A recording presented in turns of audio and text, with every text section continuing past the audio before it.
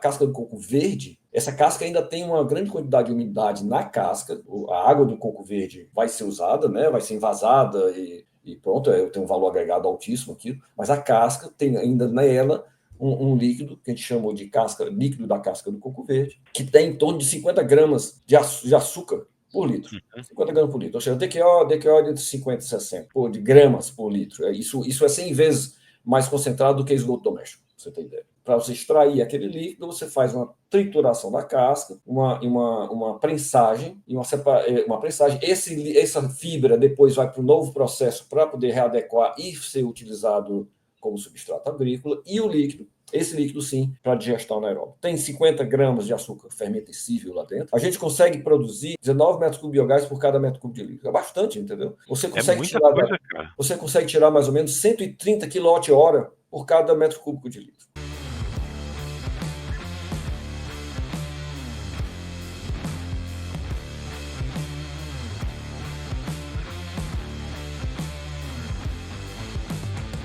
O que vem além do biodigestor CSTR? Ou seja, o que nós podemos esperar do futuro da biodigestão anaeróbia? E esse é o assunto que vamos abordar hoje no Dr. Biogás Podcast com dois pesquisadores incríveis, de alto nível, né? Tenho aqui comigo o Dr. Renato Leitão, da Embrapa Agroindústria Tropical, e o Dr. André Bezerra dos Santos, da Universidade Federal do Ceará. Particularmente, o currículo deles é extenso, com uma série de artigos publicados em revistas de alto nível, de alto impacto. Dispensa comentários, a gente ficaria aqui numa formalidade gigantesca falando do currículo deles, né? E eu quero começar do jeito que a gente geralmente começa o nosso podcast aqui, André e Renato, né, dando boas-vindas para vocês, né? Então sejam muito bem-vindos ao meu podcast. Eu tenho certeza que a experiência, a pesquisa que vocês desenvolvem no Brasil de altíssimo nível vai contribuir muito com os projetos e os negócios de biogás da nossa audiência. Então sejam muito bem-vindos. Obrigado. Obrigado. André e Renato, eu gosto de começar, como eu estava falando agora, quebrar um pouco do gelo e sair um pouco da formalidade, porque o currículo de vocês é de fato extenso, com vários artigos, vários livros, papers publicados. Eu queria conhecer um pouco mais de vocês. A gente teve um breve contato, principalmente o Renato, lá no Fórum Sul-Brasileiro de Biogás e Biometano. Inclusive, um abraço para o Ayrton e para o Ricardo, que nos apresentou. Foi uma grande satisfação. E dali derivou o nosso podcast daqui, né? E eu queria que vocês se apresentassem para a nossa audiência, conhecer quem que é o Renato, conhecer quem que é o André, o trabalho que vocês fazem. Aí, nosso foco aqui hoje é falar um pouquinho de digestão anaeróbia, falar um pouquinho do evento que vocês estão presidindo e que vai acontecer aí em Fortaleza, né? Então, vou começar com você, Renato. Passo a palavra para você se apresentar, para a nossa audiência te conhecer. Ricardo, muito obrigado pelo convite aqui, foi ótimo assim, poder estar conversando com você. Eu conhecia o teu podcast, mas não tive a chance, só tive a chance de conhecer, na realidade, lá no 7º Fórum de Biogás e Biometano, né, do Sul Brasileiro Biogás lá e Biometano. Foi ótimo conhecer lá. Olha, o que eu faço? Eu trabalho na Embrapa Agroindústria Tropical, é uma das 40 e tantas Embrapas que tem no Brasil. E na Embrapa, eu trabalho com a parte de resíduos da agroindústria, né? Nós temos um laboratório de tecnologia da biomassa, e nesse laboratório a gente faz trabalhos, pesquisas nas diversas áreas, não só de gestão anaeróbica, mas nas diversas áreas da indústria, né? Desde polímeros biodegradáveis, novos materiais, fermentação diversas, tal. No meu caso, a gente trabalha com digestão anaeróbica, ou seja, quando a gente tenta tirar todo o material lá de dentro possível dos resíduos da biomassa não alimentar, e o que sobra não tem o que fazer, nós tentamos então produzir energia. Então, lá, via fermentação anaeróbia, né, a gente tenta produzir biogás e hidrogênio, e a gente já fez isso de diversas biomassas, né? Assim, a gente trabalhou com glicerol da indústria do biodiesel, a gente já trabalhou com um líquido que sai da casca do coco verde, é um líquido que tem muito açúcar, a gente produziu muito biogás daquilo. Nós trabalhamos com fibras diversas, bagaço de cana, lintas de algodão, bagaço da palma de dendê, etc. Daí a gente precisou tirar a lignina, fez o processo de pré-tratamentos para poder produzir biogás daquilo. E hoje em dia a gente trabalha com resíduos de frutas e verduras, né? São resíduos da Ceasa, ou resíduos de packing houses da indústria de alimentos, ou resíduos de supermercados. Esse material altamente fermentescível tem uma possibilidade enorme de produzir hidrogênio e metano. Então, essa é mais ou menos o que a gente faz. Mas por lá tem outras coisas, mas que a gente se envolve, mas essa basicamente é o que a gente faz dentro do Laboratório de Tecnologia da Biomassa. Cara, o primeiro contato que eu tive com vocês algumas semanas atrás, eu fiquei surpreso com esses resíduos, algum desses resíduos que você compartilhou aqui, né? Por exemplo, esse líquido da casca do coco, entre outros desafios que você trouxe para nós. Mas antes de eu abordar esses assuntos, eu quero que o André se apresente. Vamos conhecer um pouquinho o que o André tem feito aí no universo da digestão anaeróbia também. Bom, Ricardo, mais uma vez agradeço aí o convite e o espaço, né, para a gente falar um pouco da nossa trajetória e pesquisas e também desse evento que estamos organizando em outubro desse ano. Bom, digamos assim, minha relação com a digestão anaeróbica começou no meu doutorado, né, em 2001, que eu fui para a Holanda, inclusive junto com o Renato, fomos contemporâneos de doutorado, e a Holanda era um grande berço da digestão anaeróbia, né? Existia uma figura bem conhecida, que era o professor Hatzel Ettinger, que foi o criador do reator WASB, né, e tal. E nós fomos para lá com esse objetivo de sermos supervisionados pelo professor Hatzel Ettinger. O professor, no meu caso, não concluiu o meu doutorado, porque ele se aposentou antes, eu tive que migrar um pouco de orientador e trabalhei na digestão anaeróbia com a parte de afluente industrial.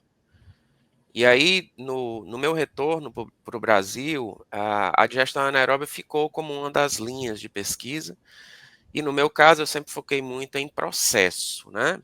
Ou seja, de uso da digestão anaeróbia tanto para biomassa líquida quanto sólida, para exatamente aperfeiçoar ou desenvolver processos de tratamento de esgotos ou de sistemas de digestão de resíduos, para exatamente tentar criar ali processos de menor custo, mais eficientes, e aí a gente avançou dentro dessa área para muitas coisas, né, de compostos recalcitrantes, a parte de processos de dessulfurização, ou seja, de tratar o H2S dentro do reator, né, para melhorar a qualidade do biogás que é formado nesse processo.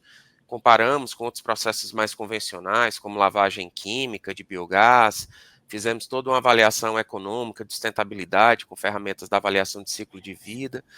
E ao longo desse processo também utilizamos esses processos anaeróbios, microaeróbios, para a parte de compostos fármacos de higiene pessoal, ou seja, tentando, né, aperfeiçoar e minimizar impactos desses compostos ali nos efluentes tratados. Em cooperação com o Renato, né, a gente trabalhou bastante com biomassas, digamos assim, menos convencionais, né? Então, nessa aproximação da gente, a gente trabalhou com linta de algodão, fibra do mesocarpo do dendê, cana-de-açúcar, né? E recentemente, o próprio glicerol que ele falou, né? E recentemente, temos uma cooperação com a Embrapa que vamos discutir um pouquinho mais, né? Após essa minha fala introdutória. E eu também, né, tenho desenvolvido alguns trabalhos de testar diferentes plataformas, né? Então, uma coisa é a biomassa e outra coisa é a plataforma. Então, o biogás é uma das plataformas energéticas que a gente vem explorando, né?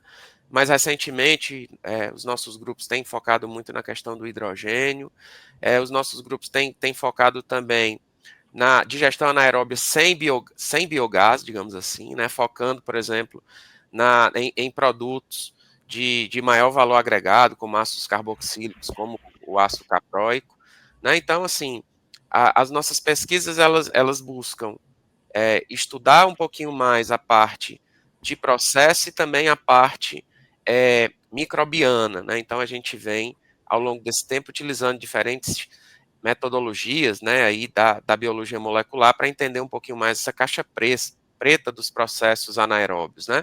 E recentemente utilizando sequenciamentos, né, da região 16S do RNA ribossomal, que nos dão exatamente uma boa informação dessa dinâmica populacional bacteriana e arqueal, né, ao longo aí do processo de digestão.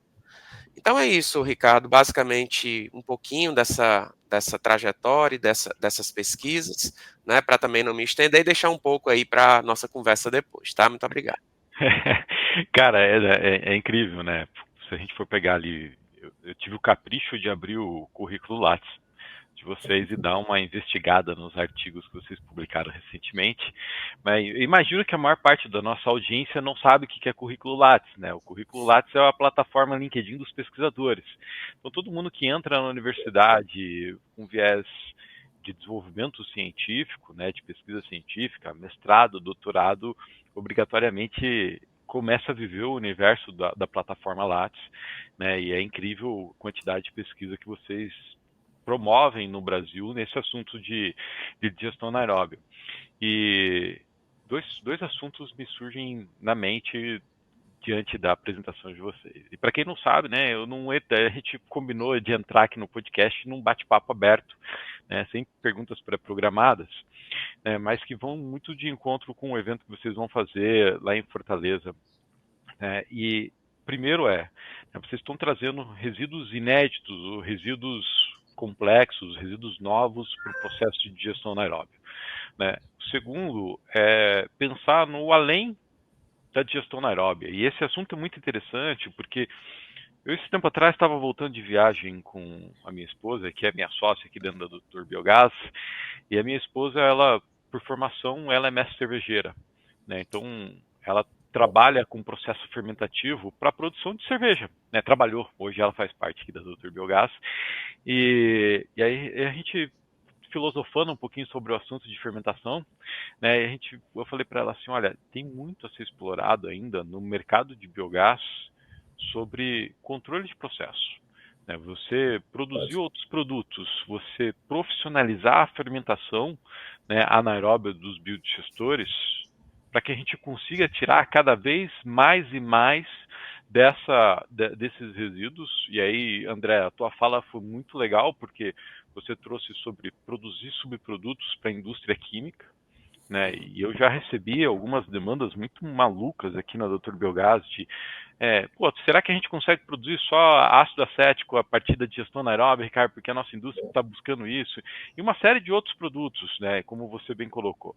E, enfim, eu acho que a nossa conversa ela deve ir para esse lado, porque eu estou bem curioso e eu entendo que isso, de fato, é o futuro da digestão anaeróbica, né? A gente deixar de ter plantas de biogás com o único propósito de produzir biogás para geração de energia elétrica, mas ter usinas que vão derivar vários outros produtos. E aí, voltando para a primeira pergunta, André e Renato, quando a gente fala de resíduos, né, e vocês inseridos na região norte do país, uma região onde o biogás ainda é timidamente desenvolvido, né, quais são os resíduos que vocês veem com maior potenciais? Quais são os resíduos que vocês trabalharam, que vocês acharam minimamente curioso, que tem um certo potencial de biogás, ou tem um desafio para que o mercado de biogás se destrave a partir desse resíduo? Bom, na agroindústria, a gente tem, por exemplo, casca do coco. Né? A casca do coco verde, ela é úmida e ela tem uma quantidade, sei lá, 40% de 50% de umidade, e você consegue extrair em torno de 40% em peso da casca do coco no material líquido, um líquido. A gente chamou de líquido da casca do coco. Quantos por cento? Tem 50% de líquido lá dentro, da casca do coco. Ela parece seca, mas aquele material que dá noda, né, na roupa, mancha a roupa. Aquilo ali é um líquido rico em taninos e tal, mas taninos, alguns. Mas tem muito açúcar ali dentro. E você consegue produzir hidrogênio e metano ali em grande quantidade.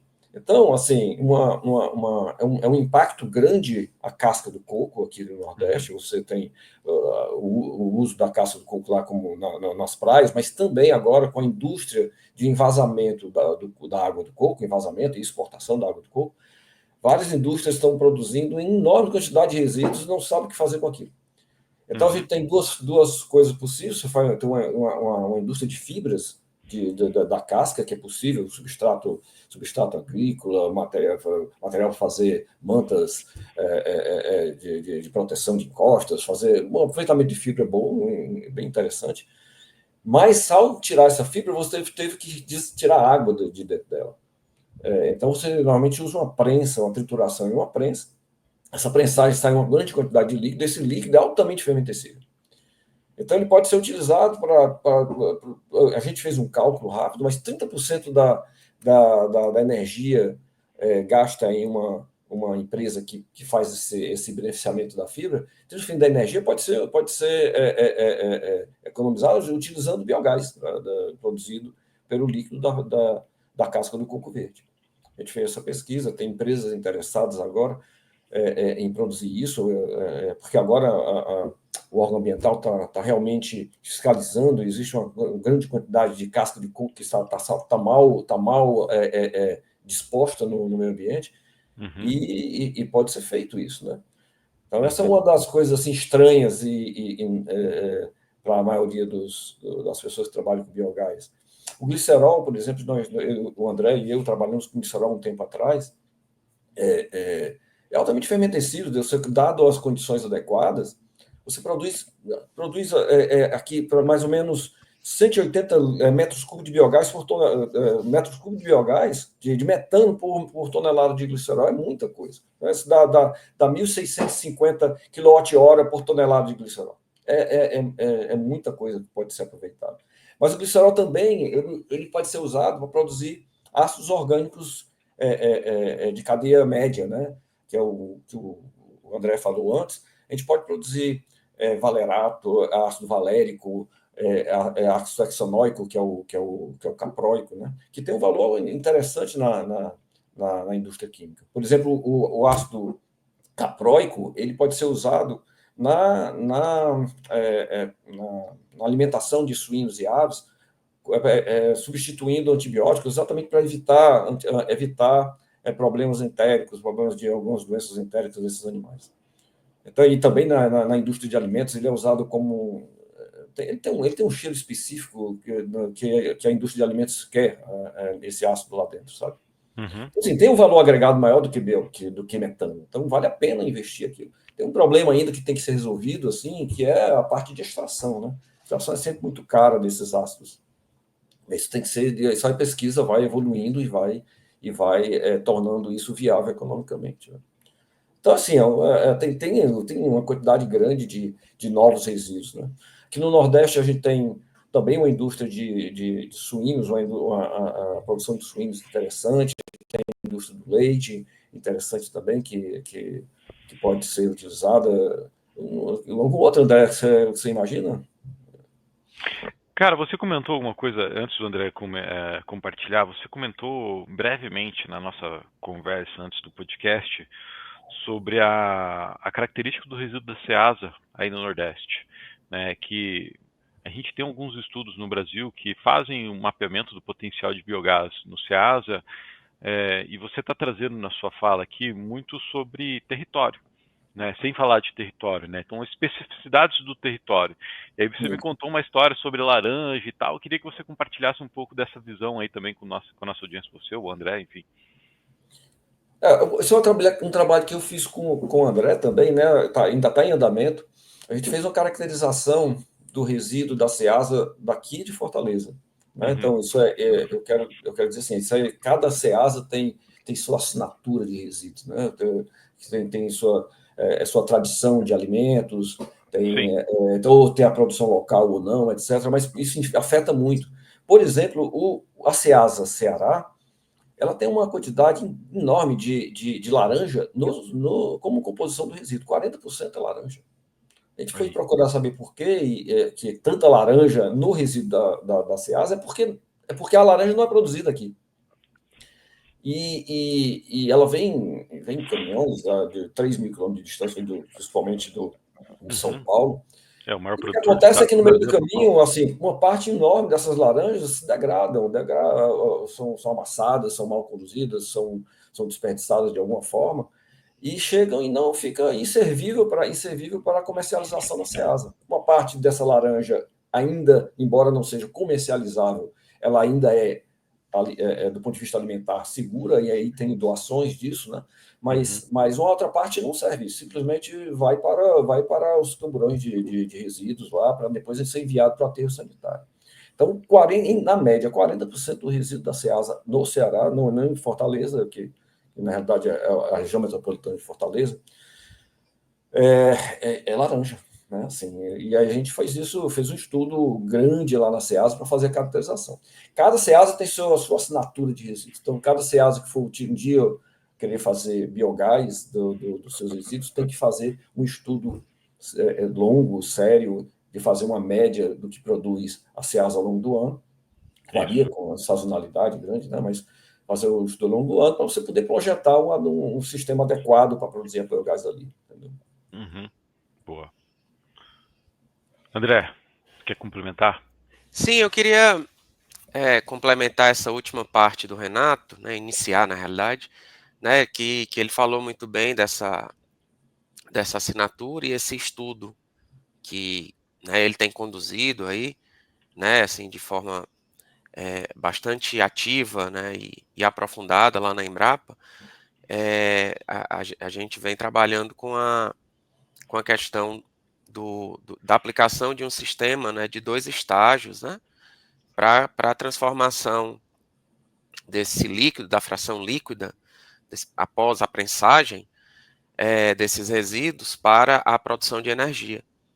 Então, ele tem testado diferentes condições, né, cargas orgânicas nesses reatores de produção de hidrogênio, e aquilo que não é transformado em hidrogênio, né, esses ácidos formados que não são transformados em hidrogênio, são convertidos, né, uma parte em metano, né, no sistema acidogênico, seguido de um sistema metanogênico. E uma coisa que é importante, Ricardo, assim, hoje em dia, é exatamente a questão da integração de processos, né, no âmbito dessa biorefinaria integrada. Então, hoje em dia é muito importante a gente antes tinha muito uma cultura por sermos especialistas em processos biológicos, ficarmos restritos a processos biológicos. E a gente não consegue mais fazer isso, né? A gente tem que conhecer um pouquinho mais de outros processos, porque muita coisa a gente não consegue resolver somente com processos biológicos, né? Então, a gente, né, tem muito a utilização de processos hoje aí, de oxidação avançada, por exemplo, processos aí eletrolíticos, né, exatamente tentando maximizar aquilo que não se remove por processos biológicos para um fim maior, que é, nesse caso, o energético. Né? Então, esse estudo aí da Embrapa, né, ele visa também essa integração com processos não biológicos, não fermentativos, para ver tudo aquilo que a gente consegue transformar em hidrogênio, por exemplo, né, ou em energia. Né? E no final a gente tem ali um processo o mais eficiente possível em termos de conversão. Né? Então, e essa questão da integração de processos, ela vai às vezes, antes, né, ali do processo biológico, com outros processos que vão trabalhar, por exemplo, na questão do pré-tratamento dos resíduos. Né? Ou seja, se você tem um processo muito rico uma biomassa muito rica em lignino, por exemplo, nessa integração de processo, a gente pode pensar muitas vezes numa plataforma de recuperação dessa lignina. Se você tem um resíduo que não vale a pena recuperar a lignina, mas a lignina vai atrapalhar o processo fermentativo, a gente tem a integração de processo em diferentes pré-tratamentos ali para melhorar essas conversões biológicas. Né?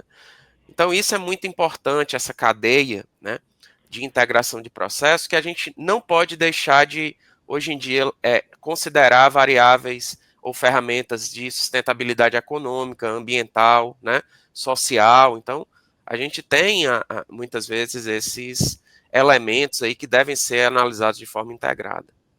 Que massa, que massa. O que eu estou vendo aqui são dois pesquisadores que mesclam necessidade do mercado, a realidade do mercado, com o que a gente tem de ponta de desenvolvimento científico. Isso é difícil de achar pesquisadores que a gente consegue ter. Eu que sou um cara mais de mercado, apesar de ter feito mestrado, doutorado, é difícil a gente ter esse bate-papo no mundo acadêmico, científico, como a gente está tendo aqui. Então, antes de mais nada, quero dar o parabéns para vocês. E eu estou muito interessado, André, nesse assunto de integração de processos, mas eu estou muito curioso com o assunto da casca do coco. Né? Então, eu tenho certeza que a nossa audiência também está, cara, com a cabeça explodindo em relação a isso, e eu queria que vocês compartilhassem um pouquinho mais, porque vamos lá, o Brasil é um dos grandes produtores de água de coco, como o Renato bem colocou.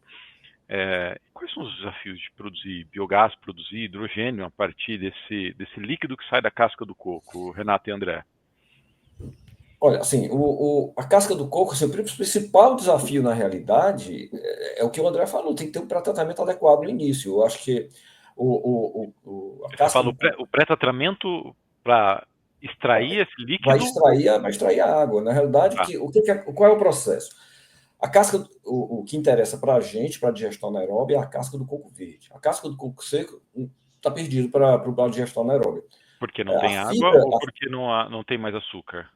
Não, é porque é porque na realidade houve uma extração já Natural dela. como é que é? Por evaporação, por secagem, etc. Perdeu. E houve uma concentração de lignina também. Uhum. Então, o que acontece na fibra do coco seco, que é usado para fazer a polpa do coco, né? Ou para fazer aquela parte branquinha do coco, etc. Aquilo ali, aquela fibra, a parte externa, que é a casca, ela está muito seca. E aquele material ele é triturado e usado como substrato agrícola, né? Usado para cultura de maneira geral, fazer vasos, fazer já está resolvido isso, né? Sim. Mas do ponto de vista de gestão anaeróbica não serve, porque aquilo ali, essa fibra, ela tem em torno de 40% de lignina. É muita coisa. Né? Então não tem um processo adequado que possa tirar essa lignina, extrair a celulose e você fazer fermentação da celulose. Sai caríssimo e não é viável. Por outro lado, a casca do coco verde, essa casca ainda tem uma grande quantidade de umidade na casca, o líquido, a água do coco verde vai ser usada, né? Vai ser envasada e pronto, tem um valor agregado altíssimo aqui, mas a casca tem ainda nela um líquido que a gente chamou de líquido da casca do coco verde, que tem em torno de 50 gramas de açúcar por litro. 50 gramas por litro. Ou seja, DQO é entre 50 e 60 de gramas por litro. Isso é 100 vezes mais concentrado do que esgoto doméstico, pra você ter ideia. É muito concentrado, né? Então, aquele líquido, para você extrair aquele líquido, você faz uma trituração da casca, uma prensagem, uma prensagem. Essa fibra depois vai para um novo processo para poder readequar e ser utilizado como substrato agrícola. E esse líquido, sim, esse vai para a digestão anaeróbica. Tem 50 gramas de açúcar fermentescível lá dentro, e consegue produzir aí, deixa eu pensar aqui, mais ou menos 3 metros cúbicos de biogás por metro cúbico de reator. Dá mais ou menos 2,2 metros cúbicos de metano por metro cúbico de reator. É muita coisa, é um reator de altíssima taxa, né? Eu estou vendo aqui o número. Repete, porque eu perdi e estou curioso com isso. Assim, olha, você consegue operar um reator WASB, por exemplo. Você consegue operar com carga de 10 kg de DQO por metro cúbico por dia. É um reator que opera com altíssima taxa, porque é um líquido muito fácil de tratar, esse líquido da casca, né? A gente consegue produzir 19 metros cúbicos de biogás por metro cúbico de líquido. 19 metros cúbicos de biogás por cada metro cúbico de líquido. É bastante, entendeu? Você consegue muita coisa, cara. É bastante. Você consegue tirar mais ou menos 130 kWh por cada metro cúbico de líquido. Né? São números que eu peguei de um artigo que a gente publicou há um tempo atrás e a gente conseguiu. Foi um orientado meio do André que fez um mestrado nisso, sabe? Consegue tirar bastante coisa. mas antes houve um pré-tratamento, houve E um essa processo dissertação de está publicada, filtração, só prensagem. de curiosidade. Como? Desculpa. A dissertação está publicada já. Está publicado, o artigo está publicado também. Legal. Tá.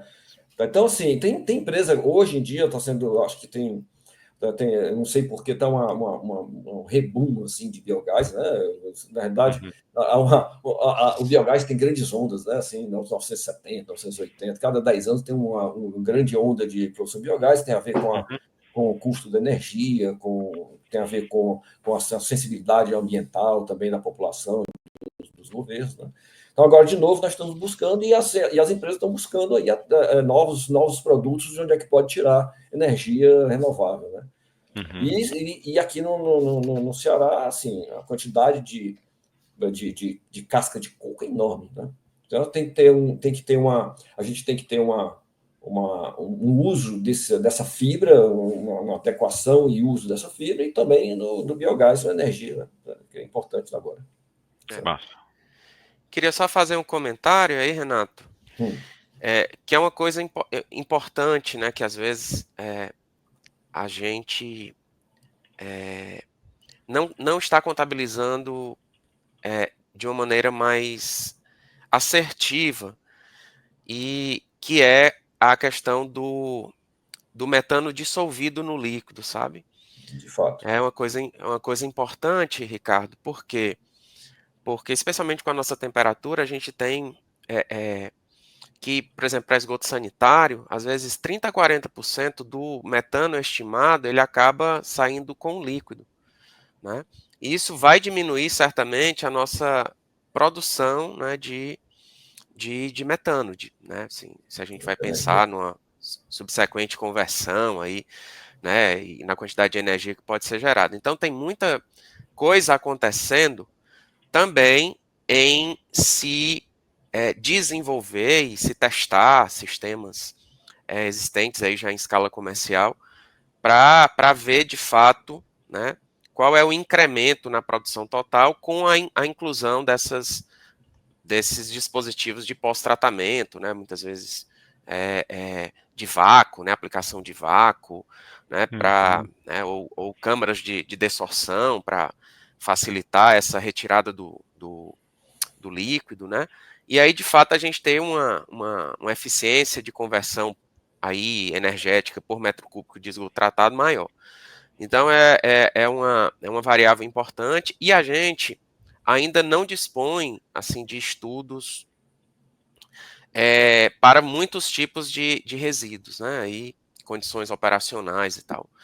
Então, nessa pegada que o Renato comentou, né, e também pegando um pouco com a primeira parte da sua pergunta, eu acho importante destacar uma coisa. Para a produção de um biogás rico em metano, a gente tem, de fato, aí, toda uma engenharia de processo bem conhecida, né? Assim, obviamente, que a gente tem aí o reator WASB, que o Renato falou. Se a gente quiser conversões ainda maiores volumétricas, a gente pode trabalhar com sistemas, né, de leito expandido, de leito fluidificado, né, os sistemas que já temos no mercado IC, de circulação interna, etc.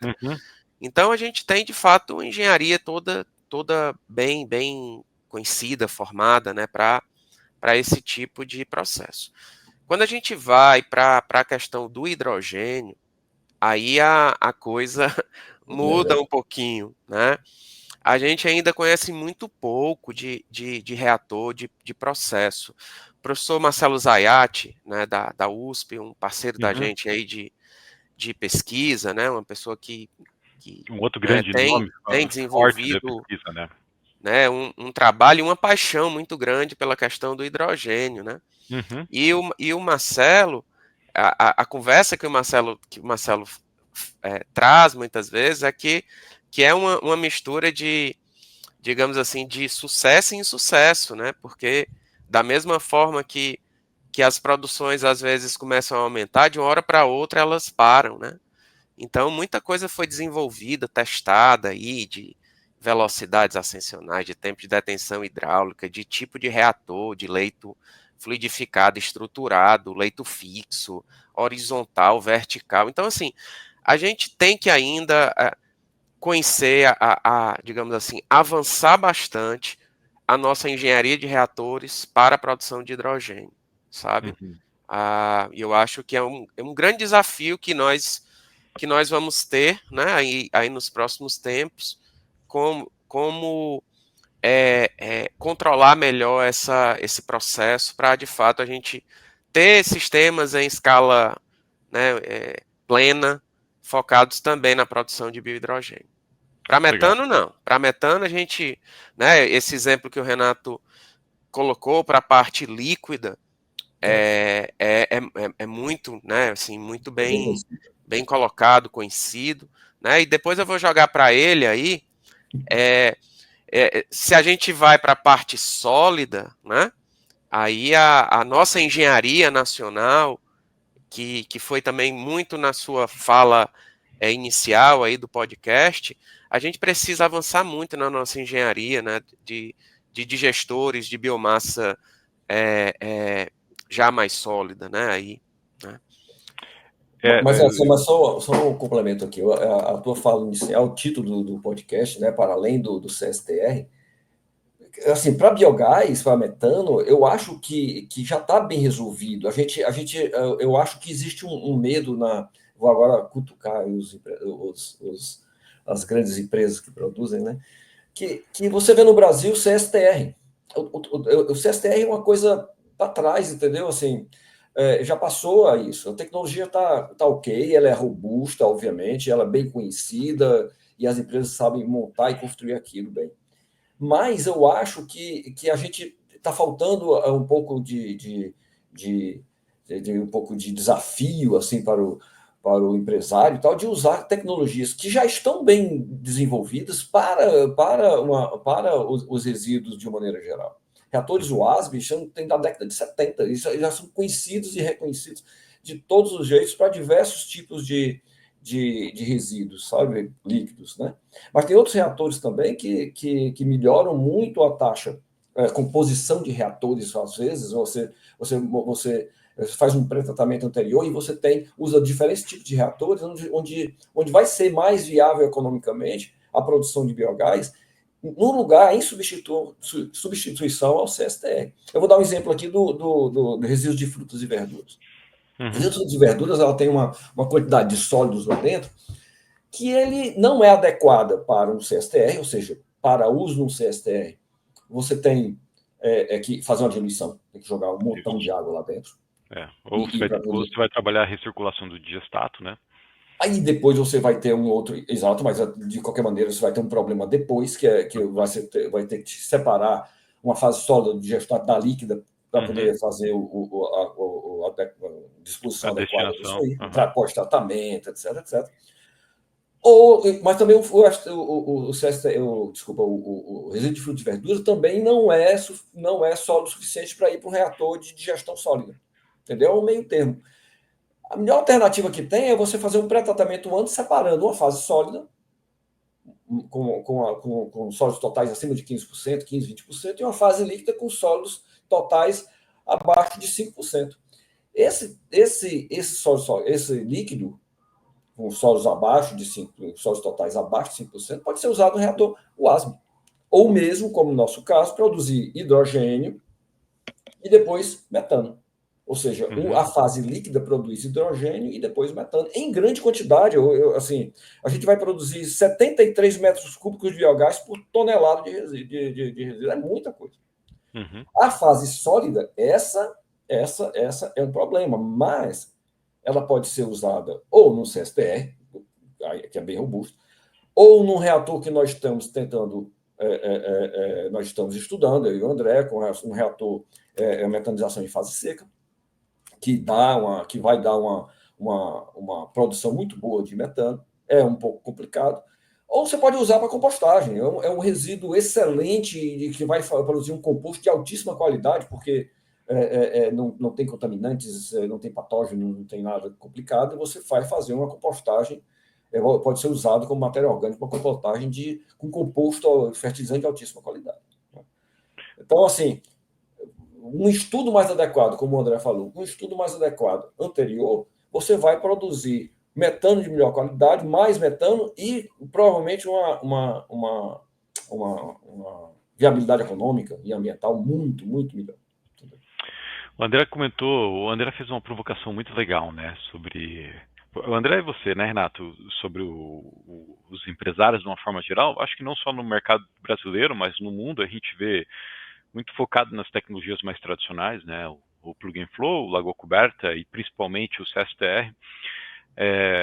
E aí o André, na fala dele, falou bastante sobre processo, a evolução que a gente teve na digestão anaeróbica, principalmente nos reatores de alta taxa, que deriva da necessidade de tratar resíduos, tratar efluentes com uma alta eficiência, né? Então é um mercado que ele não foi incentivado pela demanda energética, mas sim por uma necessidade da gente tratar efluentes, e aí isso eu entendo, André, como sendo o grande motivador do desenvolvimento tecnológico.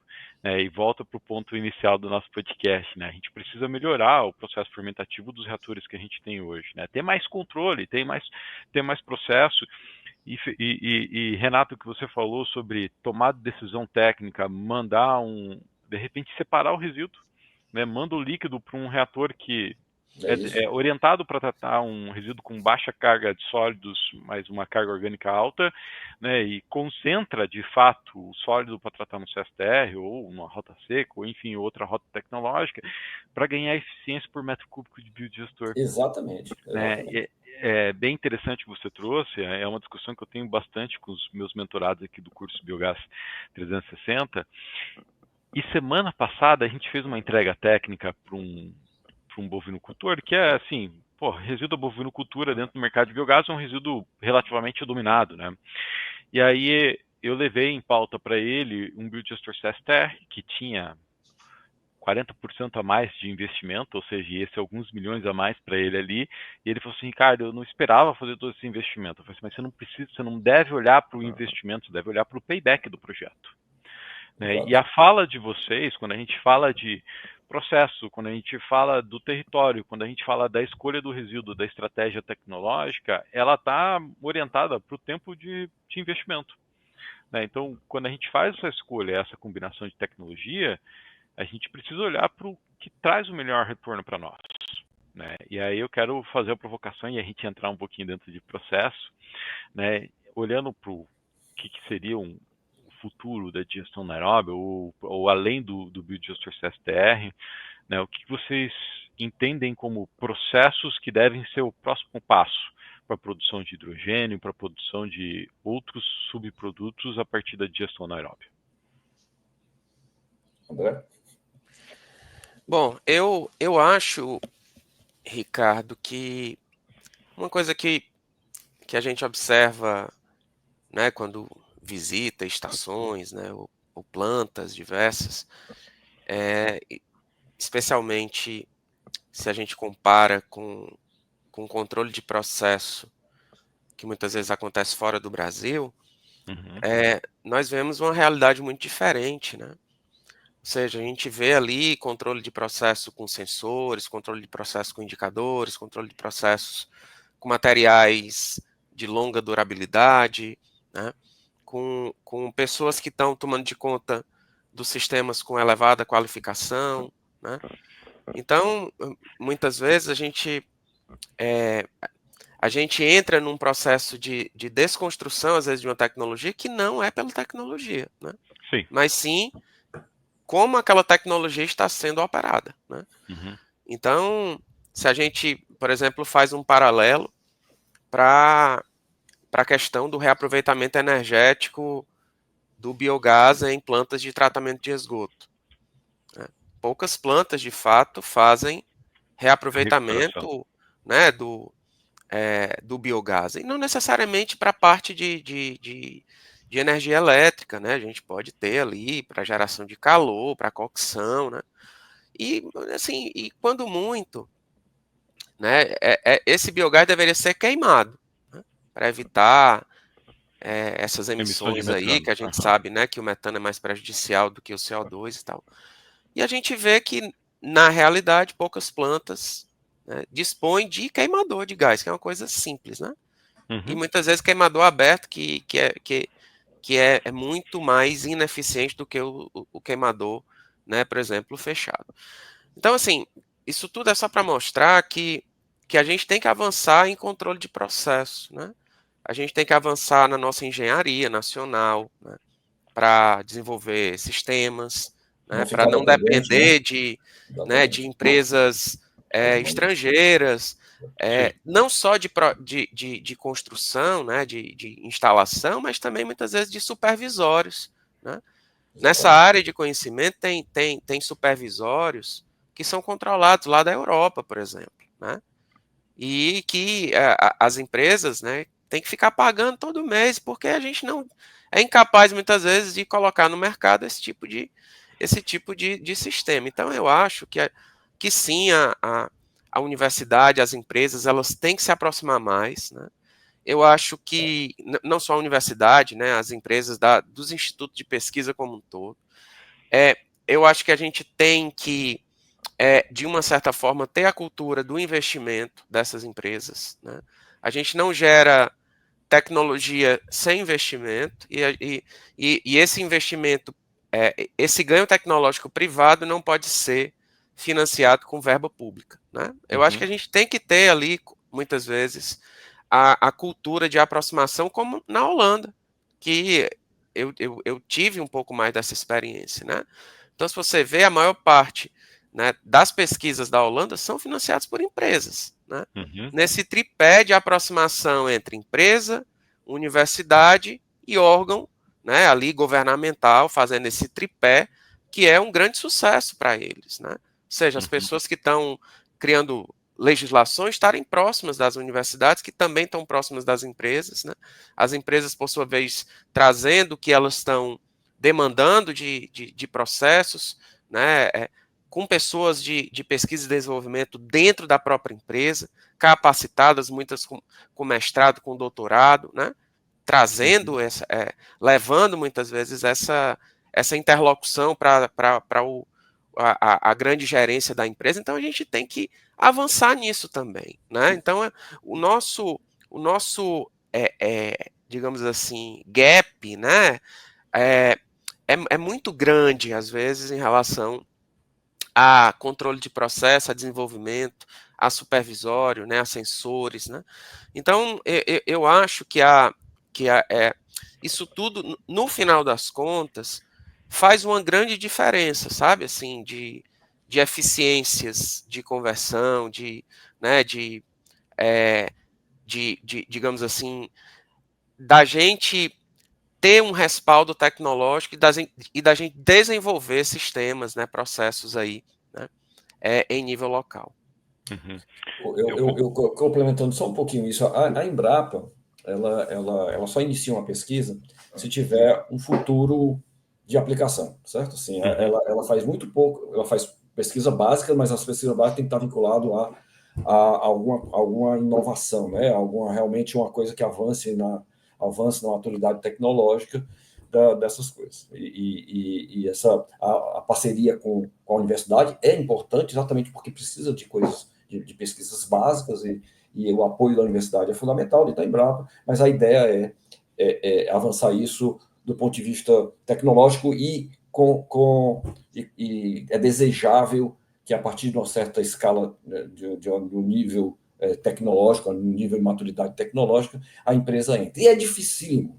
Eu quero dizer o seguinte, embora esteja dentro do DNA da Embrapa que essa aplicação seja necessária para a gente, como pesquisador da Embrapa, é dificílimo ter a empresa junto. Eu sei que algumas Embrapas, por exemplo, a Suínos e Aves, têm problemas seríssimos de resíduos das granjas de Santa Catarina, por exemplo. Tem muita empresa que investe muito, mas é muito só nas grandes cadeias, só nas grandes commodities acontece isso. Na parte de desenvolvimento mais básico, é extremamente difícil ter uma empresa junto com a Embrapa, como acontece na Alemanha, na Holanda, eu tenho um pouquinho de experiência na Alemanha também, a gente vê claramente as empresas bancando pesquisas básicas, porque elas sabem que ali vai sair um valor agregado para ela de alguma forma, seja em nova tecnologia, patente e tal, ou mesmo para resolver um problema premente assim, dentro da empresa. Mas mesmo dentro da Embrapa, que busca esse negócio de ter uma empresa junta, é muito difícil a associação necessária para que essas tecnologias avancem para além do CSTR, entendeu? Essa é uma coisa cultural no Brasil e a gente tem que, de alguma forma, tentar mudar isso, ou a gente não vai mudar a história de independência. Eu arrisco dizer, cara, que tanto a universidade quanto as empresas, mas principalmente as empresas no Brasil, elas não sabem o poder da pesquisa científica. Ela não sabe algo mais simples do que isso, que é o poder de você fazer uma busca patentária. Para entender o que tem de desenvolvimento tecnológico e tudo mais, né? E falo isso com muita propriedade porque eu tive a feliz oportunidade de ter um contato com o NPI, com Douglas Santos, que é o diretor do NPI aqui do Paraná. Meados de 2014, ele foi fazer uma palestra lá no PTI, inclusive fui eu que coordenei, e aí ele mostrou para nós o universo das patentes.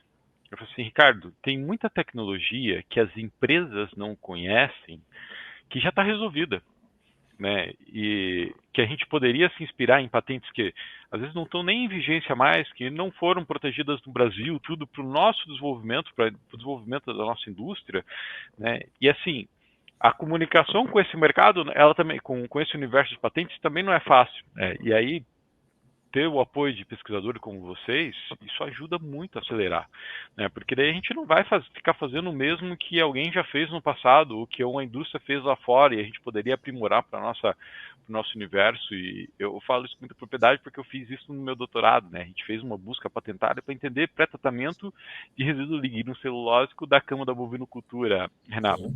Sim. Né? E a gente encontrou uma estratégia de fazer um pré-tratamento alcalino para isso, usando simplesmente uma busca patentária. Né?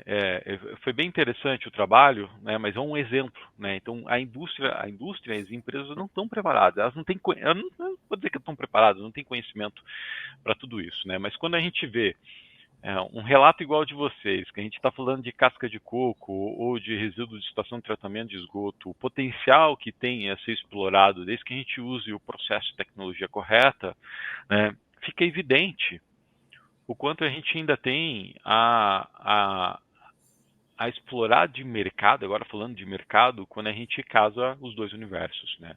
O universo científico, acadêmico e o universo empresarial, né? Porque quando vocês trazem para mim essas oportunidades, o próprio André falando do metano que está impregnado, que a gente não conseguiu desassociar ainda daquele efluente, cara, na minha cabeça putz, quanto a gente não poderia gerar de energia ou de biometano ou de CO2 a partir desse biogás que está ali, né? Ou você mesmo, Renato, quando você fala da casca de coco, cara, a minha cabeça ela fica borbulhando do ponto de vista do lado empresarial, né? Do lado acadêmico também, né? Pelo background. Então, acho que isso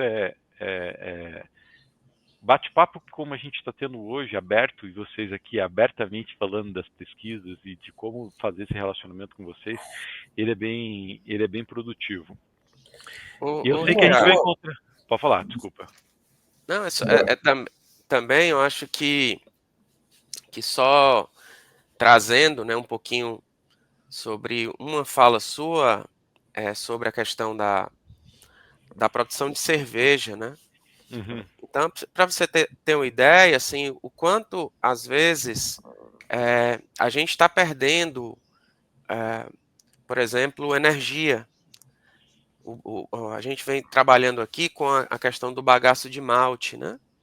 Uhum. E esse bagaço de malte, o principal destino para ele é servir como ração, né? Sim. E em muitos cantos do e dependendo mundo... da escala, porque se é micro ou pequena cervejaria, nem para isso vai. Nem para isso vai, né? Uhum. E em muitos cantos, né, por questões mesmo de regulação, de segurança, esse tipo de via já não está sendo mais permitida, né? Ou seja, que a gente tem que, de uma certa forma, repensar um pouco essa questão do gerenciamento aí do bagaço de malte. E aqui a gente vem tentando, né, investigar um pouquinho essa capacidade, né, desse tipo de biomassa ser transformada aí em energia, né? Tanto na forma de biogás quanto na forma de hidrogênio, né? E dentro dessa área, né, digamos assim, existem algumas estratégias, né, operacionais e também do emprego de alguns aditivos que buscam exatamente acelerar essas conversões, né? Ou seja, aumentar ainda mais essas taxas, esses rendimentos de produção de energia, né? Então, se eu tivesse de dizer assim, também sobre o futuro, digamos assim, da digestão anaeróbia, eu acho que muita coisa a gente ainda vai ter do uso de materiais já existentes, do desenvolvimento de materiais que facilitem exatamente essas conversões, né, biológicas e que, obviamente, que a gente também desenvolve estratégias de reter esses materiais nos biodigestores, né? Então, eu Legal. acho que é importante, né, a gente também sempre estar dando uma avaliada para aqueles grandes produtores de biomassa, se de fato aquela biomassa, o gerenciamento dela está sendo mais, digamos assim, adequado, né? Que Uhum. muitas vezes aquele gerenciamento de 10 anos atrás não é mais o atual, né? Então é Exato. algo cíclico, né? Que a gente tem que sempre estar buscando aí junto às nossas empresas e às nossas biomassas, né? Porque novas tecnologias estão sendo desenvolvidas e que muitas vezes aquilo que era bom, se mostrou bom no passado, não é no presente, né? E além de novas demandas também, né? Agora uma demanda interessante que antes nem pensava nisso, é o gás carbônico, né? Agora CO2 alimentício, tudo tem isso. tem uma demanda agora por carbono biogênico, né? Uhum. Ou seja, o carbono biogênico é o gás carbônico produzido em fermentação, é um deles. E você com a cervejaria, nós somos os maiores produtores do mundo de cerveja e produzimos uma quantidade absurda de gás carbônico, né? Sim. Esse gás carbônico, se associado com hidrogênio, seja hidrogênio verde, produzido por energia eólica ou solar, etc., ou seja, o hidrogênio produzido por via fermentativa, com o gás carbônico e nitrogênio do ar, você produz ureia verde, ureia ambientalmente correta, amigável ambientalmente. E nós somos dependentes de ureia no Brasil. A gente importa ureia da Ucrânia, da Rússia, sei lá. Isso é uma loucura a gente ser um dos maiores produtores de alimentos do mundo independente de ureia. Isso é uma loucura, né? Estrategicamente. Então, se o problema é a ureia verde, a gente tem que buscar, então, as nossas fontes de gás carbônico, seja gás carbônico sustentável, seja de aterro sanitário que produz lá 40% do biogás produzido lá gás carbônico, seja na indústria de cerveja que faz a fermentação e produz uma quantidade grande de gás carbônico durante a fermentação, seja em reatores anaeróbios diversos em todos os cantos que produzem aí de, sei lá, 40% de gás carbônico. Então, esse material, esse gás carbônico pode ser usado para a produção de ureia. Claro que então, a gente fala assim, isso parece muito utópico, tudo, porque são produzidos em diferentes locais e a logística disso é complicada, mas tem grandes produtores, né? Mas Um Renato, exemplo aqui isso é já... o aterro sanitário da região metropolitana de Fortaleza produz 100 mil metros cúbicos por dia de biogás. 40% é gás carbônico. É. É muito. Mas isso, Renato, que você está falando, já é uma realidade, cara. A gente vai. Ó, eu tenho informação que o grupo Urca em Seropédica vai produzir CO2, né, para a indústria. A gente tem um projeto em Elias Fausto, da GEL, que Legal. vai produzir CO2. A gente tem um projeto da Bio, que inclusive o Bruno teve num podcast recente nosso, falando, vou produzir CO2. Então esse é um mercado, e aí a gente volta de novo no ponto que o André tem explorado muito bem, de processo, cara, que de repente a alimentação do biodigestor vai ser orientada para outro produto e não só para o metano, Sim, exato. né? Mas Exato. antes de falar disso, eu quero falar de duas coisas, né? Uma é, André, você tem toda a razão sobre gestão de resíduo do passado e de hoje. A gente atendeu, compartilhei recentemente com os meus mentorados, um cliente de hortifruti, né, da região do Rio de Janeiro, que o cara gera 30 toneladas por dia, tem uma despesa de 1,5 milhão por ano, né, e tem demanda por biometano, tem demanda por CO2. Cara, jeito de gerir resíduo do passado não é o jeito que faz sentido hoje para ele, né? Então, o que era um passivo a gente pode tornar um ativo. E aí eu quero aproveitar esse gancho sobre, cara, oportunidades de inovação nesse mercado de digestão anaeróbia, de processos de fermentação, e queria que vocês falassem um pouquinho sobre esse workshop simpósio que vocês me convidaram para participar, né, o Latino-Americano de Digestão Anaeróbia, o DAO, né? Fala um pouquinho dele, o que a gente pode encontrar nesse evento lá, porque eu acho que é um evento muito oportuno, não só para pesquisadores, mas para entusiastas, né, e empreendedores do mercado de biogás. André? Bom, então a gente teve a oportunidade de presidir esse evento, né, aqui em Fortaleza, que vai ser de 14 a 17 de outubro. E no dia 13 a gente está prevendo um conjunto de mini cursos, aí também em áreas estratégicas do evento.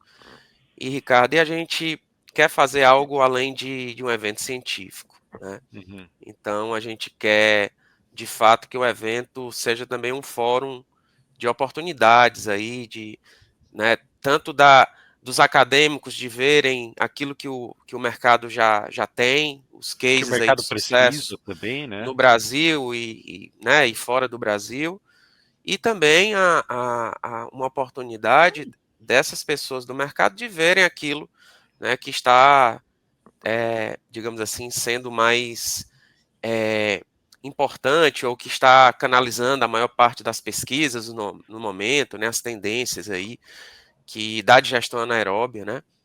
Então o nosso evento ele busca muito esse equilíbrio, sabe? E aí a gente procurou esse equilíbrio também nas pessoas que foram convidadas aí como palestrantes, né? Então a gente tem acadêmicos de referência no mundo, mas a gente tem, né, também pessoas também do mercado que estão vindo, né, para serem palestrantes, moderadores, né? Então, para exatamente procurarmos dar esse tom, né, também empresarial para o evento. E a gente, como você mesmo falou, a gente tem um mercado bastante promissor, mas ainda um mercado muito tímido no Brasil, né? Se a gente olha, se a gente fala de biogás, por exemplo, a maior parte do biogás que é reaproveitado hoje em dia é de aterro, né? Então a gente ainda tem que não necessariamente é uma digestão anaeróbia tradicional, né? Uhum. É uma digestão anaeróbia que acontece numa célula de aterro, mas naturalmente, muito tímida. Que a gente não tem nada de processo ali, né? Uhum. A gente não Tem uma tem perda absolutamente enorme também. uma perda enorme, né, de biogás a partir ali né, da cobertura e tal. Uhum. Então a gente tem que mudar um pouco esse panorama, né? Aí de utilização dessa tecnologia de digestão anaeróbia para as diferentes formas de biogás no território nacional, né? Então o nosso evento ele foi construído, né, desta forma. A gente já tem aí digamos assim, várias empresas que já viram, né, as oportunidades e, né, que já fecharam com a gente apoio institucional ou apoio financeiro, né, e a gente está numa expectativa de que outros, né, players aí, outras empresas também vejam a seriedade, vejam as oportunidades desse evento, né, e que tragam para nós né, esses cases, esses equipamentos, né, essas coisas que vão mover o nosso evento. Esse é o 15º workshop, simpósio latino-americano de gestão anaeróbia, né? O tópico, esse simpósio, esse workshop, ele ocorre na América Latina e é itinerante, né? A cada 2 anos ele ocorre em um país diferente e cada vez é uma nova organização, são novos tópicos baseado nas pesquisas mais prementes da época, né?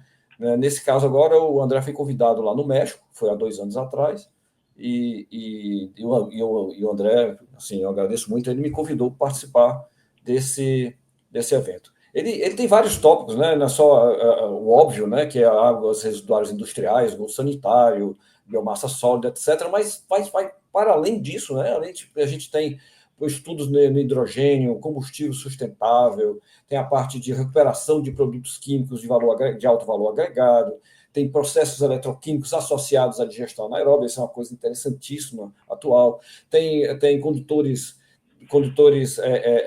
de elétrons, novos materiais para condução de elétrons, e você ter aí aumento da atividade metanogênica.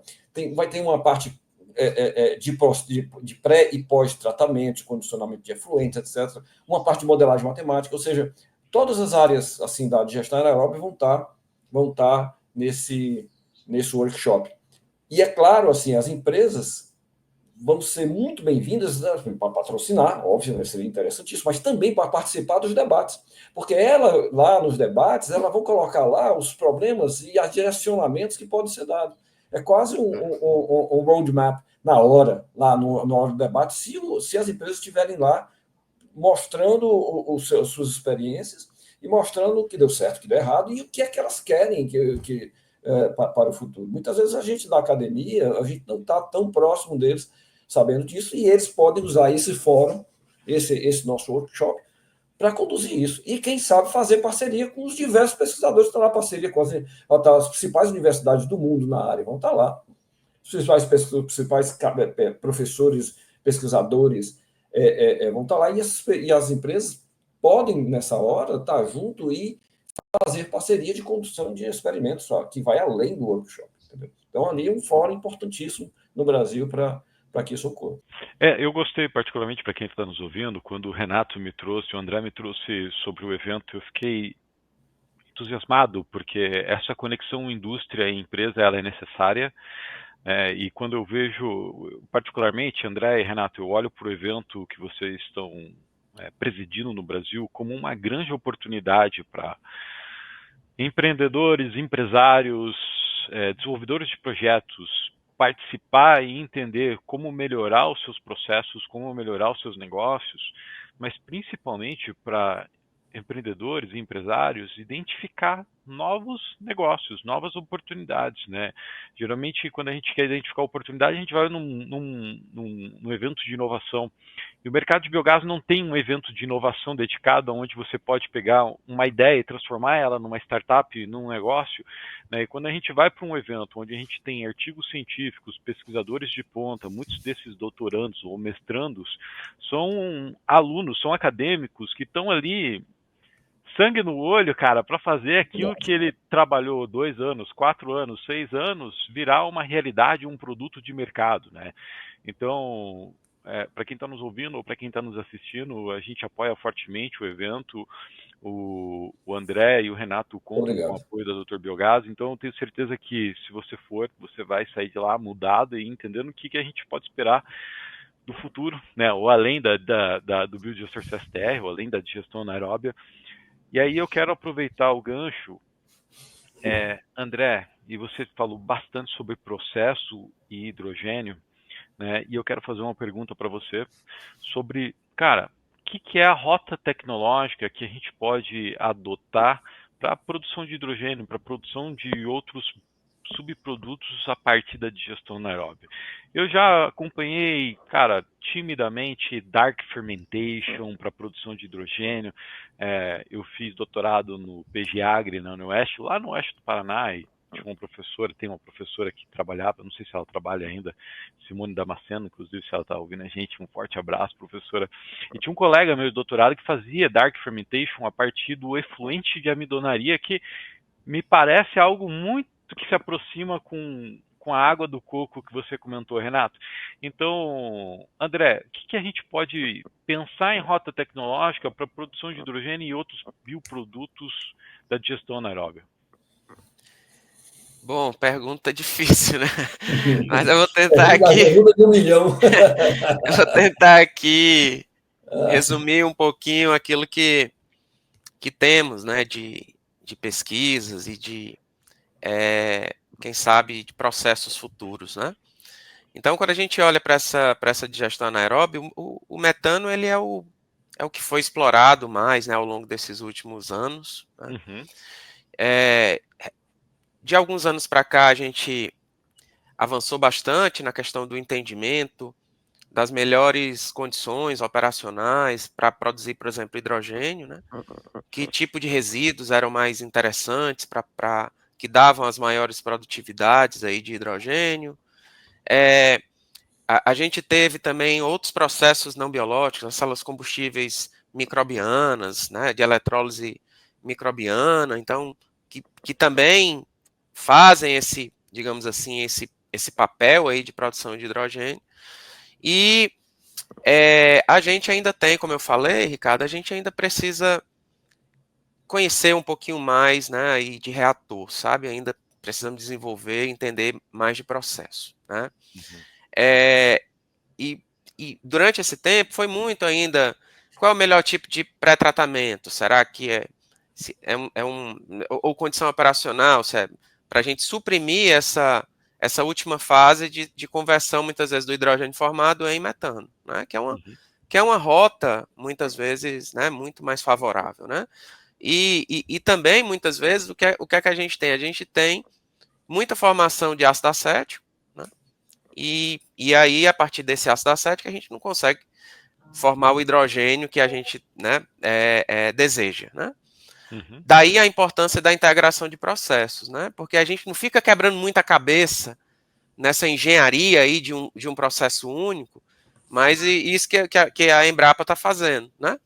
Ver aquilo que a gente consegue ao máximo formar num sistema de primeiro estágio e aquilo que não consegue a gente vai atrás de outra, né, de outro produto energético como o metano.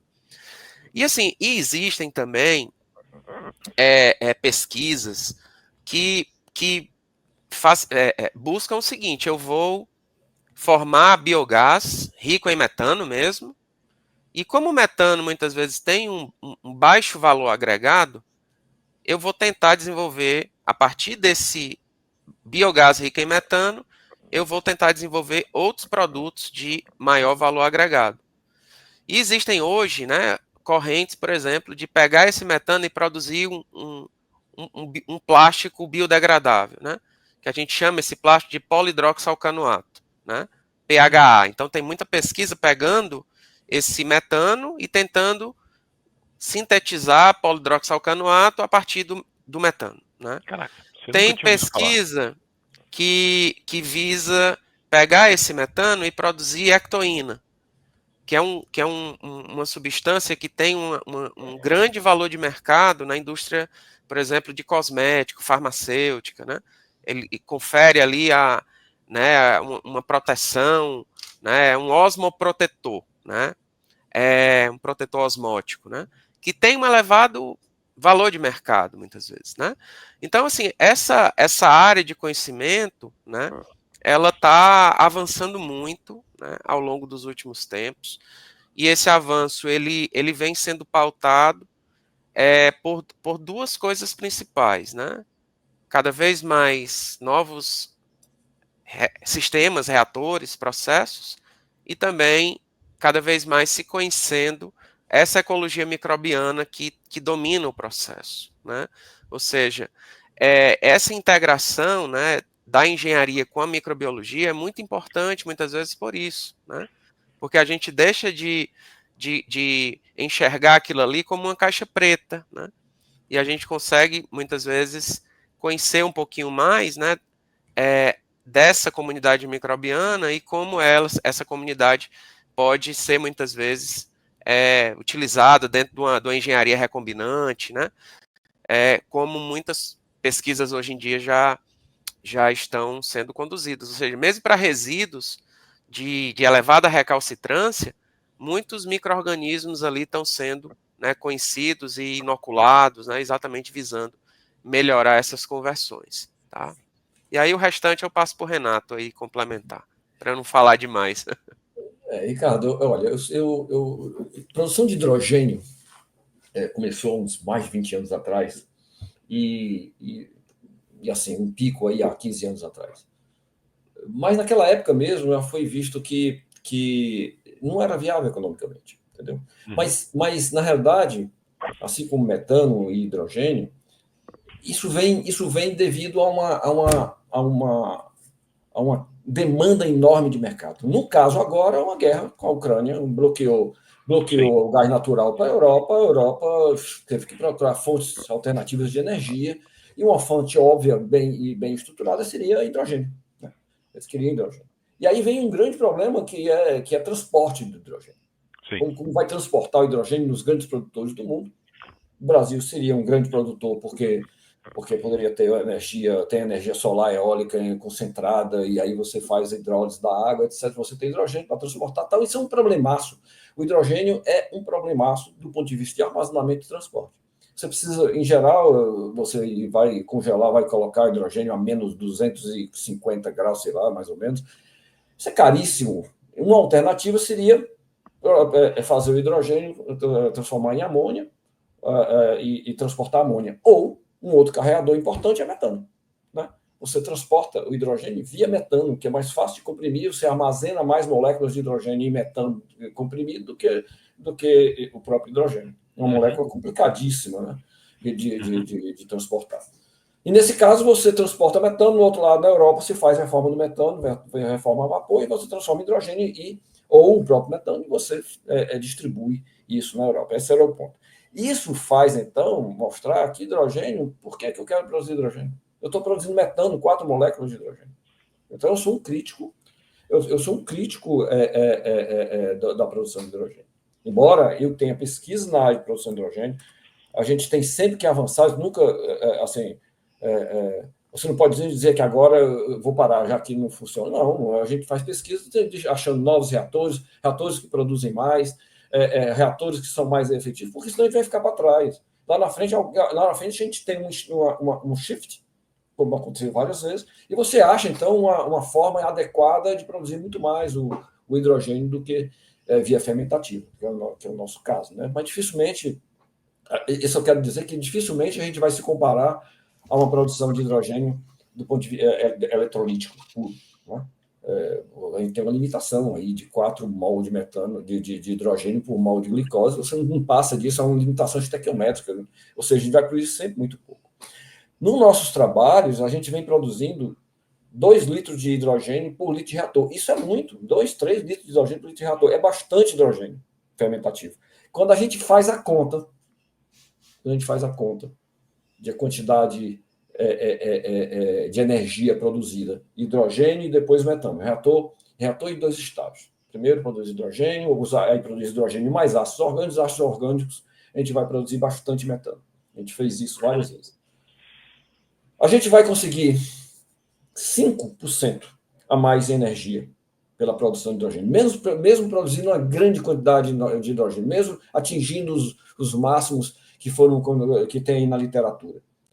A gente produz 5%, 6% a mais de energia com o reator de produtor de hidrogênio. O problema é que esse reator, para a gente coletar, recuperar, armazenar esse hidrogênio, custa uma fortuna, custa caríssimo.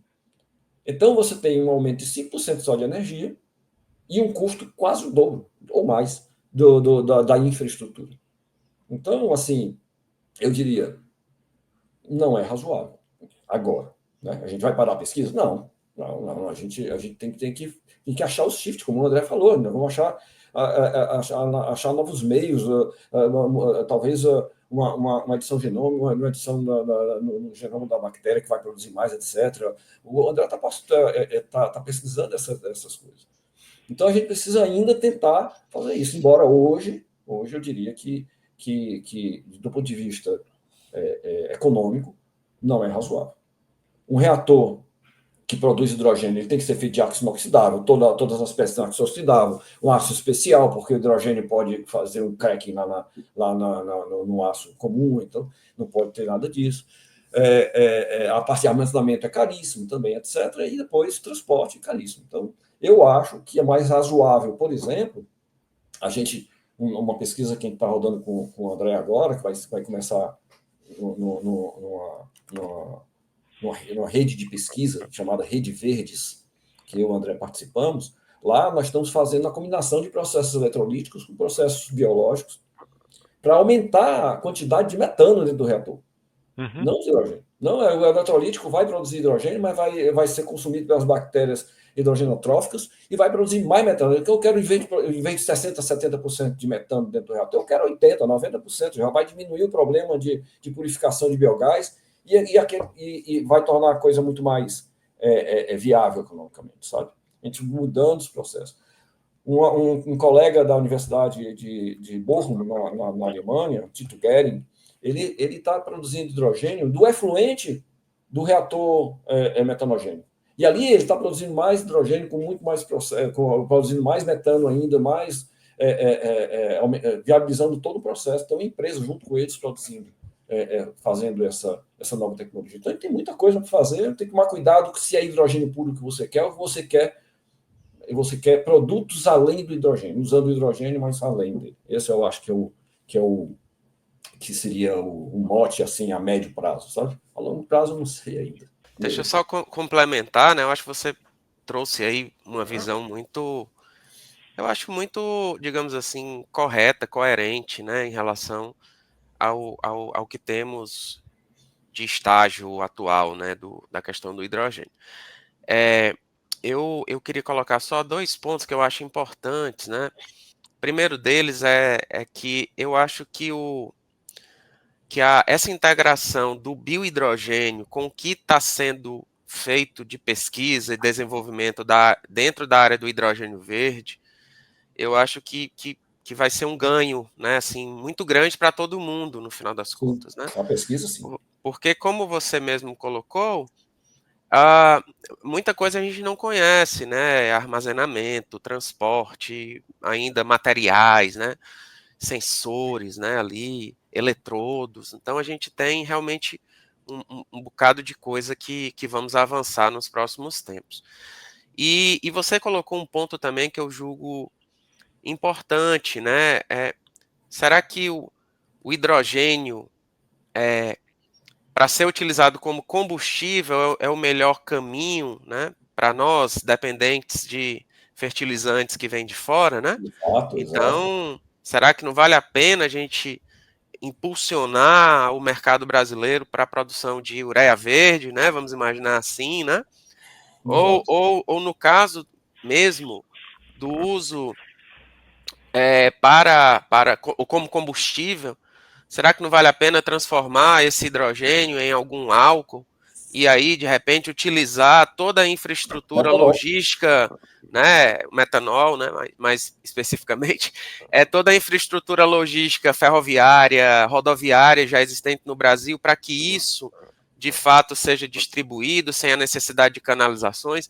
Então, assim, eu acho que é uma discussão muito rica, muito importante, né, e que muitas vezes a gente não pode a gente deveria construir uma pesquisa de desenvolvimento focada muitas vezes no nosso mercado nacional e não no mercado internacional, né?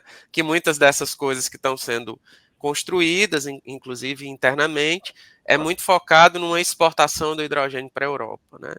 Quando muitas vezes eu acho que a gente poderia explorar melhor esse mercado do hidrogênio de forma local, né? Eu acho que a gente teria condição de utilizar melhor esse produto. É o que eu falei, estrategicamente o Brasil é dependente de ureia, isso é um absurdo, um dos maiores produtores do mundo de alimentos dependente de ureia, o hidrogênio está aí para isso, concordo com você. Tem muita coisa a ser explorado e você me fez lembrar, essa discussão de vocês aqui de alto nível, eu gostei muito sobre melhoramento de reatores e tal, me fez lembrar uma pesquisa que eu vi recentemente. Tem um programa de inovação na Europa chamado Biomethane-Verse, né? Então, como se fosse o universo do biometano, né? E em 2023, até compartilhei com os meus mentorados essa notícia, na França, um projeto da Engie, eles conseguiram desenvolver uma maior produção de metano a partir que eles chamam de eletrometanogênese. Ou seja, eles colocam uma pequena voltagem na parte líquida, né, e isso acelera o processo de degradação. Então cara, se a gente for ficar falando de processo, eu tenho certeza que a gente vai ficar aqui o dia inteiro, né? Daria um podcast de 7, 8 horas.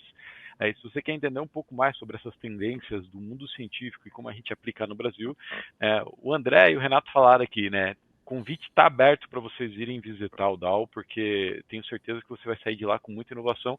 E eu tenho uma última pergunta para vocês, tá? Eu vou tentar não fazer uma pergunta tão difícil quanto a última, tá, Renato? Fiquei feliz com o teu comentário, cara. Quando eu tiro a audiência aqui, os convidados da zona de conforto, eu sei que eu estou no caminho certo, né? Porque estou falando de fato que está no meu coração, que é necessidade de mercado.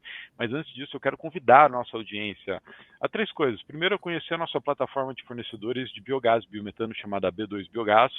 Segundo, dizer que a Doutor Biogás, né, a gente presta consultoria de projetos de biodigestores para a produção de biogás, biometano, geração de energia elétrica térmica.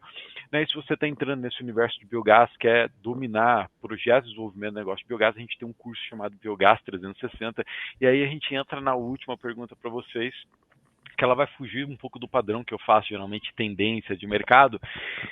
E eu quero que vocês digam, com base nessa experiência de vocês, que vocês têm viram nos últimos eventos do DAO e tal, o que vocês acham que é uma tendência de subprodutos que a gente pode esperar produzir a partir da digestão anaeróbia nos próximos anos?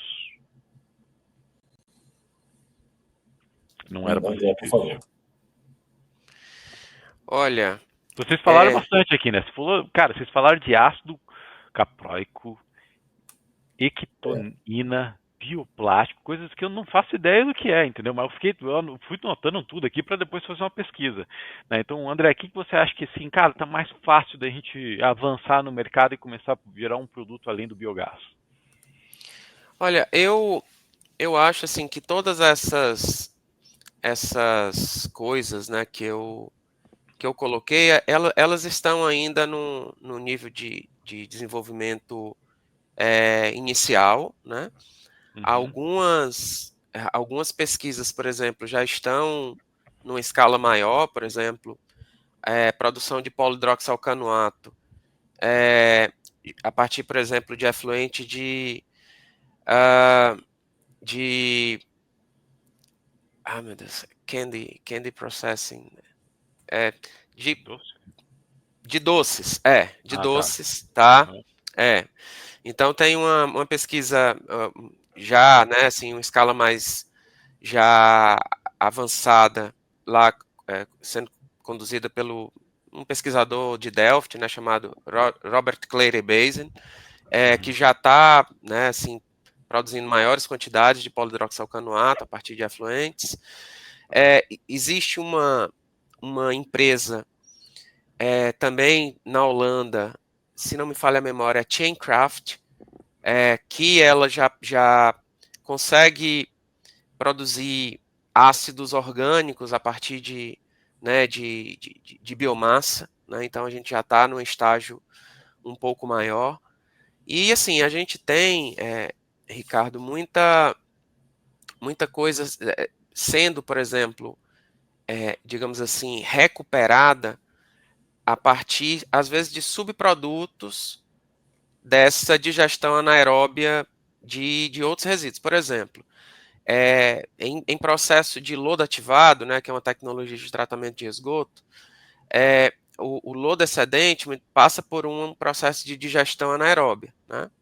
E durante essa digestão anaeróbia, a gente forma ali um efluente extremamente rico em fosfato, né? Ali, e também rico em amônia. E muitas empresas já estão recuperando, por exemplo, esse efluente na forma de estruvita, né?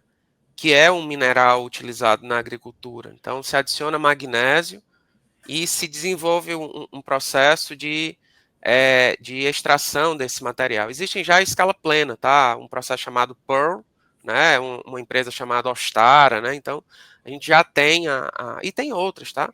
A gente já tem esse tipo de recuperação acontecendo em escala plena. Então, assim, a gente, nessa área, né?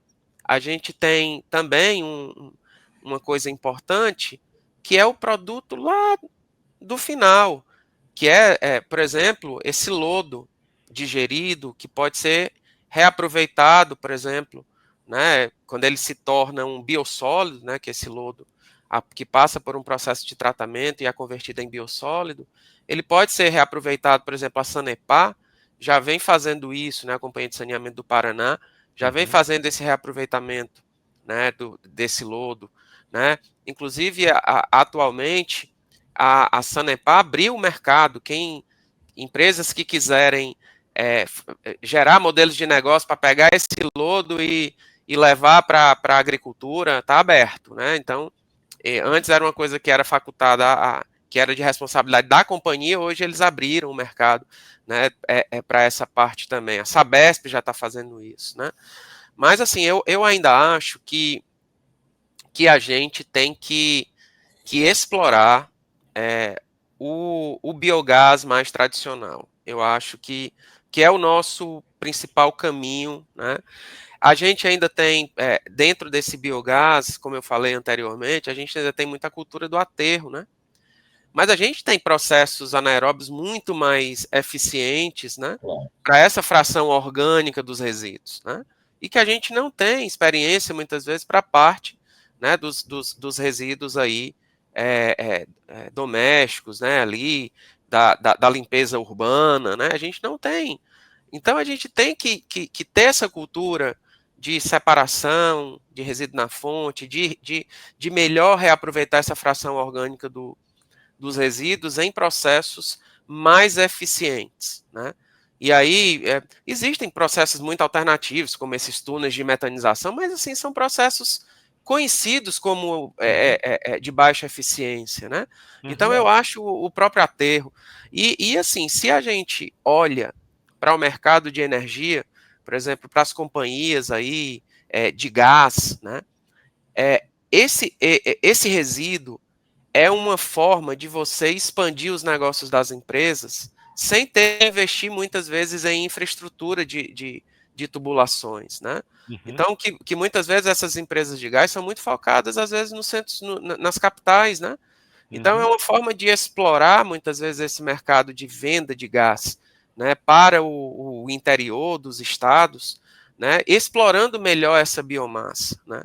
E eu acho que essa exploração parte também de todo um gerenciamento na fonte, de melhores processos de transformação dessa biomassa, para além dos aterros sanitários. Tá? Eu acho que a gente tem que desenvolver esse conjunto aí, né, de maneira paralela. Né? Mas eu ainda aposto que o tradicionalzão do metano ali ainda é o que nós podemos e devemos explorar de maneira mais atuante.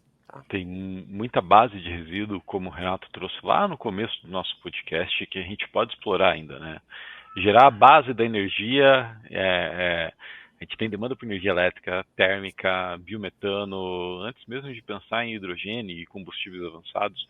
Eu acho que, cara, a discussão nossa aqui hoje, ela botou o pé no chão, né, de quem às vezes está muito preocupado com o futuro, né, sendo que a necessidade do mercado ela é mais realista, é o que você bem trouxe, André. E mais uma vez, eu fico muito feliz de ver pesquisadores como vocês, né, que estão olhando para o futuro, estão desenvolvendo pesquisa base, mas entendem da realidade do mercado, né? E evidências são falas como essa sua, são falas como a do Renato, falando assim, Ricardo, não é viável, a estrutura, o material fica muito caro e não sei o quê. Então, cara, disso que a gente precisa no Brasil, de pesquisadores como vocês, eu acho importante, e é um pouco disso que a nossa audiência que for para o evento de vocês vai encontrar, eu não tenho dúvida, né, sobre o que vai ser discutido no evento. Senhores, muito obrigado. Eu queria abrir para vocês fazer uma última fala e deixar o contato de vocês, né? Como é que quem está nos ouvindo, eventualmente está interessado em desenvolver alguma coisa juntos, ou uma parceria para o DAO, alguma coisa assim, pode encontrar vocês, Renato e André. Tá, eu agradeço muito, Ricardo, pelo convite. Assim, foi uma conversa muito fácil, muito legal contigo. Assim, você conduz esse negócio aqui muito, muito legal. Estava um pouco tenso antes, como é que ia ser isso? Tal. Mas achei barato, foi ótimo conversar com você. Entendeu? É verdade. Assim, eu trabalho na Embrapa, né? Embrapa Agroindústria Tropical, Laboratório de Tecnologia da Biomassa. Meu e-mail é renato.leitão@embrapa.br.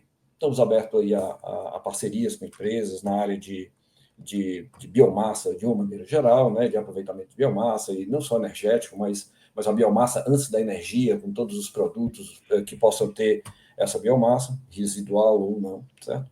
Então, a gente pode estar aberto lá com nossa equipe de pesquisadores. Eu sou um dos 5 que tem lá, na área de bioprocessos, na área de polímeros, na área de engenharia de materiais, etc. Então, eu posso ter um contato, apenas um meio para vocês acessarem a essa coisa toda. Quanto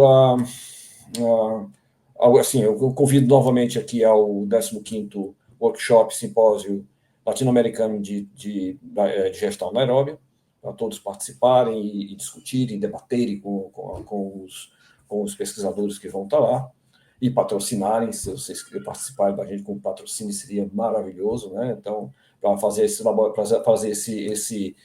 evento ser um grande sucesso. E assim, mesmo que venham apenas para participar, venham para Fortaleza. Fortaleza vai estar de braços abertos, uma cidade maravilhosa, vai tornar a vida de vocês assim maravilhosa. Muito obrigado, pessoal. Isso, obrigado, Renato. André. Bom, eu queria dizer da satisfação, viu, Ricardo, de lhe conhecer, desse nosso bate-papo. Eu acho que, né, foi muito legal aqui, também me diverti bastante aqui, aprendi muito aí com você e com o Renato também, né, que apesar de eu estar vizinho o Renato, muitas vezes a gente não tem tempo de conversar, às vezes, desses números, né, e tal, né, então, foi uma oportunidade também de dar uma revisitada em várias coisas aqui, né, que o Renato e você trouxeram, né.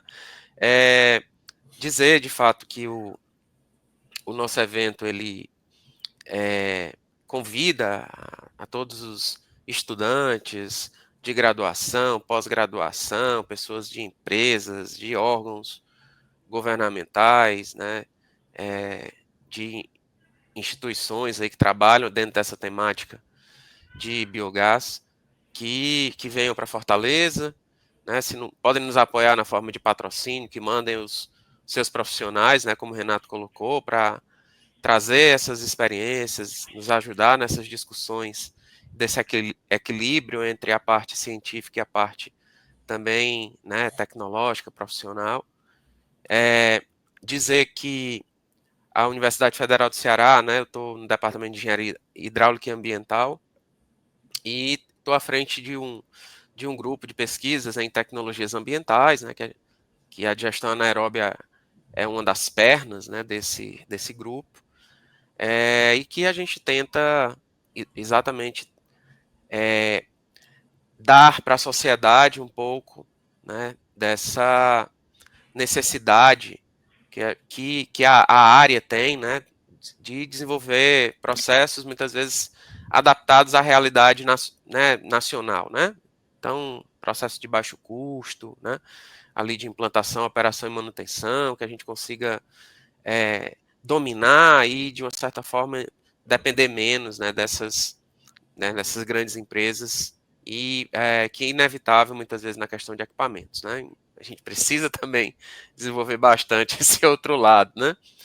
Bom, e aí também eu acho que é importante também aproveitar esse momento de dizer que eu e o Renato estamos em um projeto muito bacana de publicação de um livro na área de digestão anaeróbia.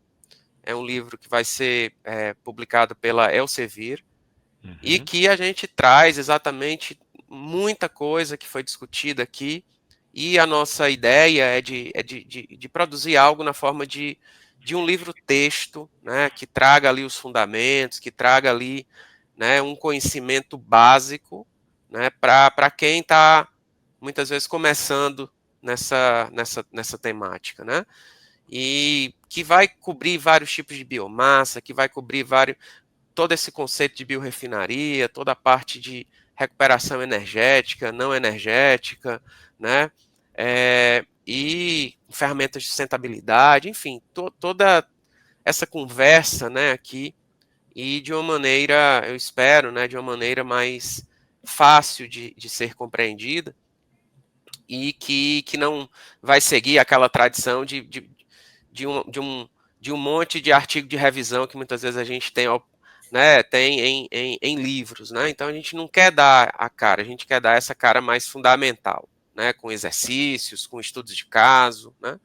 Então acho que fica aí o convite para acompanhar esse trabalho, né? Aí, que será lançado até o início do próximo ano, acredito, e que vai, né, ser uma tímida contribuição a essa área de conhecimento. Tá? Então, muitíssimo obrigado, né, pela oportunidade, Ricardo, e dizer da satisfação de dividir esse momento aqui com você e com o Renato. Que isso, o prazer é todo meu, senhores, ou melhor, doutores Biogás, né, também, né, compartilham aí do mesmo título. Foi uma grande satisfação, obrigado por compartilhar um pouco do conhecimento, do tempo de vocês, convido a nossa audiência a entrar em contato com eles, se vocês entendem que tem sinergia, convido a nossa audiência a conhecer o evento, né, se você tiver disponibilidade de participar, participe, porque é um evento itinerante, como eles colocaram, então não vai acontecer ano que vem no Brasil, no próximo ano no Brasil, vai para outro país, vai ficar mais caro de você participar, né, e também convido a nossa audiência a me seguir nas redes sociais, deixa o teu like nesse podcast, se você assistiu até aqui, se te ajudou, contribuir de alguma forma, e se quiser deixar um comentário, uma dúvida, sugestão, enfim, também fica à vontade. Senhores, mais uma vez, obrigado. E pessoal, até o próximo. Muito obrigado. Obrigado e um abraço. Um grande abraço, pessoal.